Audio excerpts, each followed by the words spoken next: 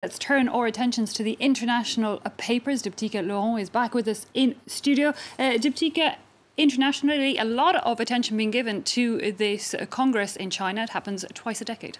That's right. We're looking at the Chinese press this morning. It's a milestone in China's progress. That's what the Shanghai Daily says on its front page. The party is preparing to elect new members and set its course for the future. The China Daily, also a pro-government paper, is just as excited and optimistic about China's future. The past 5 years under Xi Jinping have been extraordinary, the paper says. The government made historic achievements in reforms, and the momentum will be sustained over the coming years, the China Daily says, in quite a giddy editorial, it must be said. Now, one paper, the Global Times, has a message for the West in its editorial. Well, it's a really interesting editorial from the Global Times because they argue that this Congress is an important chance for the outside world to further or better understand the inner workings of the Chinese Communist Party, because the paper reminds us that the CPC has 89 million members.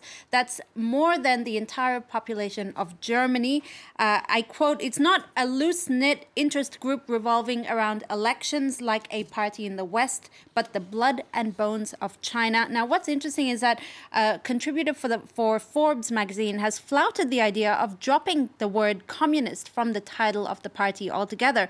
The writer says if China is the world's second largest economy today, it's due to, I quote, "a dose of decentralization and incentives introduced into the communist system that's unleashed people's animal spirits for wealth creation." Okay, I'm curious as to the background of that Forbes contributor, but let's move on to another topic now, Diptyque. The Syrian Democratic Forces are claiming to have retaken Raqqa entirely, a significant and a symbolic win.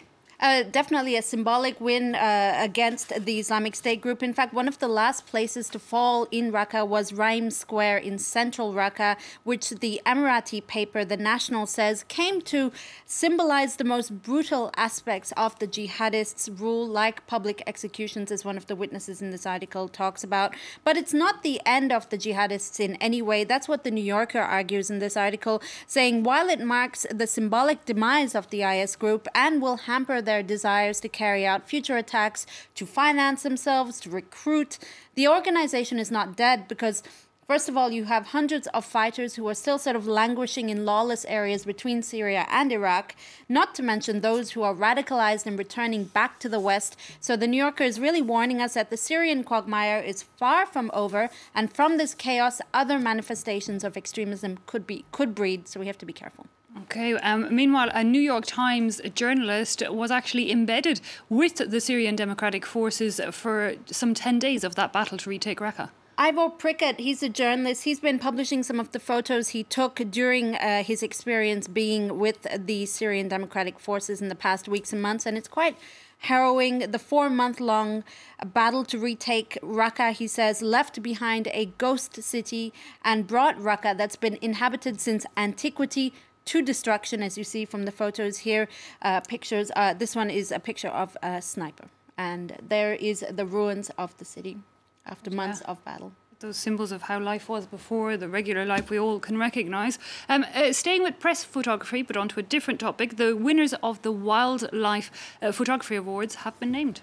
Well, the wildlife photographer of the year is Brent Sturton, and let me warn you, this picture is very harrowing. It's very daunting. It's a murdered black rhino with its horn hacked off at a South African game park.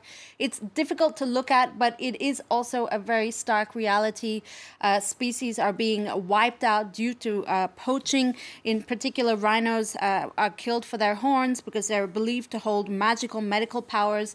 So this photo, a reminder once again of what humans are doing to animal species around the world, pushing them to the brink of extinction. Some other award-winning pictures for you. Toti, the chimpanzee, enjoying a rest in his canopy in Uganda. That's a much more palatable photo, I think. And this one of a seahorse carrying a Q-tip. This is actually the one I really love. It is a beautiful picture. It's kind of depressing. Yeah, it is depressing. The picture itself is beautiful, but it does have a depressing message about the dangers of plastic pollution and how it's killing our marine life. Absolutely. Finally, Diptyque, an unlikely romance is what's caught your eye for the last That's right. This story has actually been compared to Coming to America. You remember the film with Eddie Murphy where he poses where he pretends to be a normal person, whereas he's an African prince. Well, Joel McCannon was a plain-clothed Ethiopian prince hanging out in a Washington nightclub when he tried to and ended up picking up his future wife, Ariana Austin, albeit with a cheesy pickup line. He says he told her and her friend that they looked like an ad for Bombay Sapphire. Well, apparently that pickup line worked, and the two got married in Maryland last month. McCannon is actually a relative of Haile Selassie I, the last Ethiopian emperor. As they say, love strikes you when you least expect it, even in a Washington nightclub.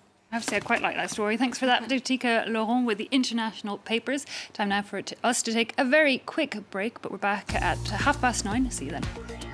You never find